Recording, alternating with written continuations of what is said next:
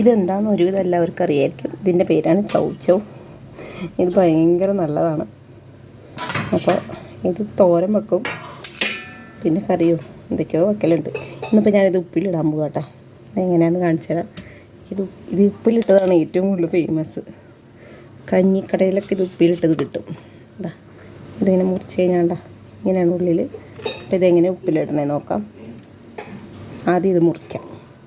ഇതിൻ്റെ ഒരു ചെറിയതാ ഇങ്ങനെ കുരു പോലെ ഉണ്ടായി, ഞാൻ കളയുവാണേ. എന്നാൽ ഇതുപോലെ ഞാൻ മുറിച്ചിട്ടുണ്ട്. ഇതിന് ഇത് കുപ്പിയിലേക്ക് ഇടാം കേട്ടോ. കുറേശ്ശെ നല്ല എളുപ്പമാണ് മുറിക്കാൻ കേട്ടോ. എന്തിനും വലിയ കുപ്പി എന്തിനാന്ന് വെച്ചാൽ ചെറിയ കുപ്പിയൊന്നും ഒഴിവില്ല. അതുകൊണ്ട് പിന്നെ ഇതിങ്ങനെ വെറുതെ ഇരിക്കാനോട് ഇതിലിടാമെന്ന് വിചാരിച്ച്. ഇതുപോലെ ഞാൻ ഇട്ട് വെച്ചിട്ടുണ്ട്. ഇനി നമുക്കിതിൽ ആവശ്യത്തിന് കല്ലുപ്പാണ് ഇട്ടിടണേ. കല്ലുപ്പ് ഇട്ട് കൊടുക്കാം.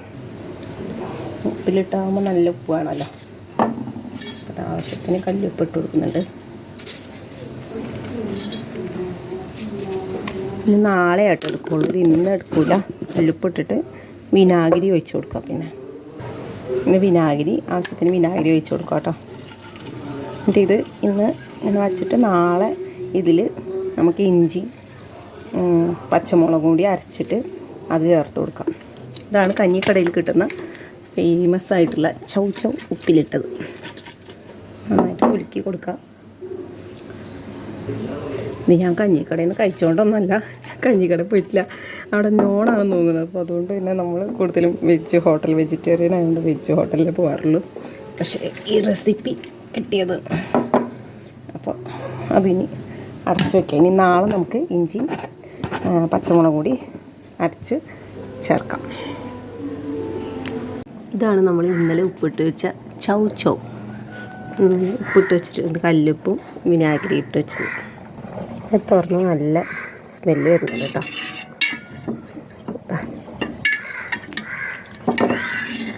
ഇതിലേക്ക് ഇനി ഇഞ്ചിയും പച്ചമുളകും അരച്ചത് ചേർക്കണം. ഇഞ്ചിയും പച്ചമുളകും ഞാൻ മിക്സിയിൽ ശരിക്കും അരച്ചിട്ടൊന്നുമില്ല, ഇങ്ങനെ ചതച്ചതെന്ന് പറയില്ലേ അതുപോലെ ആക്കിയിട്ട് കേട്ടോ. അതിലേക്ക് ഇടാം. അധികം അങ്ങനെ ഇടുന്നില്ല. ഒരു പച്ചമുളക് കേട്ടോ, ഒരു വലിയ പച്ചമുളകും പിന്നെ ഇഞ്ചി ഒരു കഷ്ണം. ഇവിടെ അത്ര എരിവ് വേണ്ടാത്തതുകൊണ്ടാണ് അത്ര ഇടുന്നത്. കൂടുതൽ വേണ്ടവർക്ക് ചൗ അനുസരിച്ചിട്ടാണ് ഇടുന്നത് കേട്ടോ. ഇപ്പം ഇത്രയല്ലേ ഉള്ളൂ, പാത്രം വലുതാണെന്നുള്ളൂ. 2 എണ്ണമാണ് ഇട്ടത് നമ്മൾ ഉപ്പിൽ. ഇപ്പം ഇത് ഭയങ്കര ടേസ്റ്റാണെന്ന് പറയുന്നത്. പിന്നെ ഇത് അടച്ചിട്ട് കുലുക്കിയെടുക്കാം. ഞാൻ അടച്ച് നന്നായിട്ട് കുലുക്കിയെടുത്തിട്ടുണ്ട് കേട്ടോ. ഇതെങ്ങനെയാണ് നല്ല ഉപ്പ് പിടിച്ച നല്ല മണം വരുന്നുണ്ട്. കാണുമ്പോൾ മാങ്ങയൊക്കെ പോലെ ഉണ്ടല്ലേ, മാങ്ങയൊക്കെ ഇട്ട പോലെ ഉണ്ട്. ഞാൻ ടേസ്റ്റ് ചെയ്ത് നോക്കാം. ടേസ്റ്റ് ചെയ്യാൻ ഞാൻ ഒരു പാത്രത്തിലേക്ക് എടുത്തിട്ടുണ്ട്. പിന്നെ അതിൽ നിന്ന് നോക്കട്ടെ ഉപ്പൊക്കെ പിടിച്ചു വന്നിട്ടോ. മറ്റേ ദിവസം കൊണ്ട് ഉപ്പൊക്കെ പിടിച്ചിട്ടോ. പിന്നെ ആ വിനാഗിരിയുടെ പുളിയും നല്ല ടേസ്റ്റ് ഉണ്ട്. തന്നെ തിന്നാം, നല്ല ടേസ്റ്റ്. എന്തിൻ്റെ ടേസ്റ്റ് എന്ന് പറയാൻ പറ്റില്ല, വെറുതെ അല്ല. ഈ ചിലർ കുമ്പളങ്ങയാന്ന് തോന്നുന്നു എന്നൊക്കെ പറയണത് അതുകൊണ്ടാണെന്ന് തോന്നുന്നു കേട്ടോ. തൊലിയോടുകൂടി വേണോ തൊലി ഇടാതെ വേണമെന്ന് എനിക്കറിയില്ല. ഞാൻ തൊലിയോടുകൂടി എന്തായാലും ഇട്ടത്. അപ്പം ഇതിങ്ങനെ ഇടണവരൊന്ന് കമൻറ്റ് ചെയ്യണം കേട്ടോ.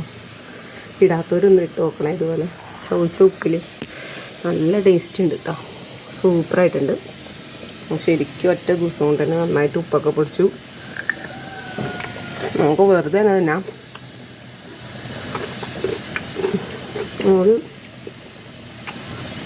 വെള്ളരിക്ക കുമ്പളങ്ങ ഞാൻ ഉപ്പിട്ട് നോക്കിയിട്ടില്ല, അതുകൊണ്ട് അതിൻ്റെ ടേസ്റ്റാണെന്ന് പറയാൻ പറ്റില്ല. നല്ല ടേസ്റ്റ് ഉണ്ട്. ശരിക്കും ഉപ്പൊക്കെ പിടിച്ച് നമ്മൾ ഉപ്പിലിട്ടത് വാങ്ങൂലേ, അതിൻ്റെയൊക്കെ ഒരു ടേസ്റ്റ്. അപ്പം ഇതുപോലെ ഉണ്ടാക്കി നോക്കാത്തവരൊന്ന് ചെയ്ത് നോക്കാത്തവർ, ഇത് എന്താ പറയുക, കുക്കിംഗ് അല്ലല്ലോ, ഭയങ്കര ഈസിയാണ്. അപ്പോൾ ഒന്ന് ഉണ്ടാക്കി നോക്കണേ. ഇതുപോലെയുള്ള റെസിപ്പീസിന് വേണ്ടിയിട്ട് എൻ്റെ ചാനലൊന്ന് സബ്സ്ക്രൈബ് ചെയ്ത് നോക്കുക, ലൈക്ക് ചെയ്യുക, ഷെയർ ചെയ്യുക, കമൻറ്റ് ചെയ്യുക. ബൈ.